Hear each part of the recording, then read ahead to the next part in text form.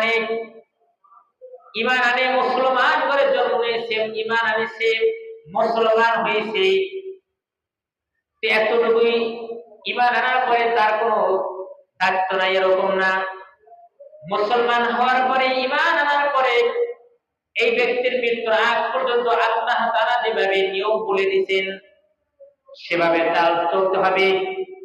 ব্যক্তিগতভাবে যদি সে চলে সেখানেও আল্লাহ তাআলার সীমাবদ্ধতা আছে, পারিবারিকভাবে যদি চলে সেখানেও আল্লাহ তাআলার সীমাবদ্ধতা আছে, সামাজিকভাবে যদি সে চলে সেখানেও আল্লাহ তাআলার সীমাবদ্ধতা আছে, রাষ্ট্রীয়ভাবে যদি সে পরিচালনা করে সেখানেও আল্লাহ তাআলার বিধান আছে না আছে।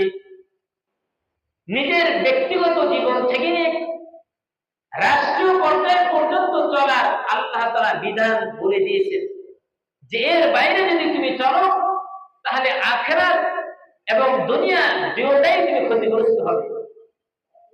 আর কেউ যদি এই ঈমান আছে কিন্তু আমল করে না, মুসলমান হয়েছে কিন্তু মুসলমানের যে কার্যকলাপ, মুসলমানদের যে কাজকর্ম সেগুলো সে করে না, ৫ ওয়াক্ত নামাজ আদায় করা, মানুষের সাথে সৎ ব্যবহার করা, মানুষ যেন আমার দ্বারা কোনোভাবেই কষ্ট না পায় সেভাবে লক্ষ্য রাখা।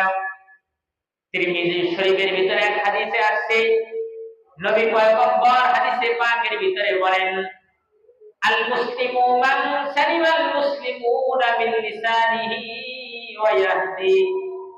নবী পয়গম্বর হাদিসে পাকের ভিতরে বলেন, আল মুসলিমু মান সালিমাল মুসলিমুনা মিন লিসানিহি ওয়া ইয়াহদি।